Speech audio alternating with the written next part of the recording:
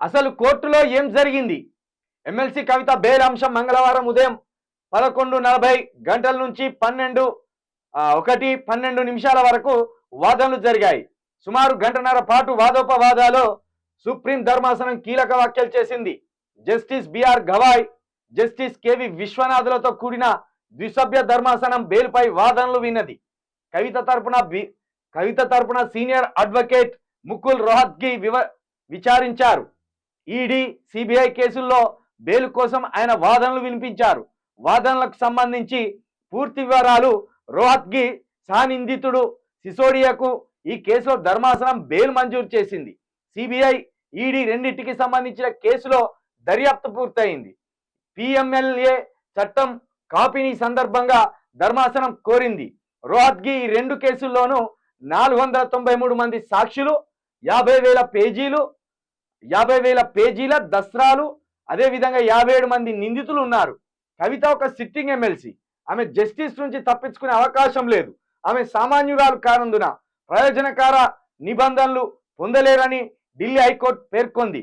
Justice Gavai చిరునవ్వు నవ్వుతూ, మీరు ఎమ్మెల్యే, ఎమ్మెల్సీ అయితే మీకు ఏది మంచో ఏది చెడో తెలుస్తుంది, సామాన్యురాలు కాదు. ఈ జడ్జి గారు కూడా అన్నారు. ఈయన ఏం చెప్పిండ్రు? ఆమె ఒక ఎమ్మెల్సీగా ఉన్నది, సిట్టింగ్ ఎమ్మెల్సీ. ఆమె ఆ చట్టం నుండి తప్పించుకోలేదు, నిబంధనలు పొందలేరని ఢిల్లీ హైకోర్టు చెప్పిందని ఈ లాయర్ గారు చెప్తే, జస్టిస్ గవాయ్ చిరునవ్వు నవ్వి, మీరు ఎమ్మెల్యే, ఎమ్మెల్సీ అయితే మీకు ఏది మంచో ఏది చెడో తెలుస్తుంది, సామాన్యురాలు కాదు. రోహత్గి సౌత్ గ్రూప్ కు చేరినట్టు చెబుతున్న డబ్బులో ఇప్పటి వరకు మళ్ళా లాయర్ వాదోపవాదాలు ఎట్లా జరిగినాయి అనేది ఇక్కడ రాసుకొచ్చాడు. వాదోపవాదాల స్టైల్ ఎట్లున్నది, వాళ్ళు విచారించిన వాళ్ళ వాదోపవాదాల్లో ఎలాంటి అంశాలు చర్చకు వచ్చినాయి అనేది ఇదంతా రాసుకొచ్చింది. కోర్టులో ఏం జరిగింది అనేది. రికవరీ లేదు, నా క్లయింట్ సాక్షులను బెదిరించిందని చెప్తున్న దానికి ఎలాంటి సంబంధం లేదు, కేసులు లేవు.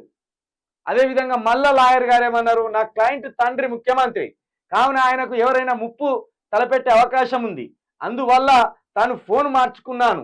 జనం కార్లు, బొమ్మలు మార్చుకున్నట్టే ఇది కూడా మార్చుకున్నాను, ఫోన్లు. సుప్రీం ధర్మాసనం కవిత తరపున వాదనలు వినిపించడానికి కోర్టులో సీనియర్ అడ్వకేట్ విక్రమ్ చౌదరి, దామా శేషాద్రి నాయుడు ఉన్నారు.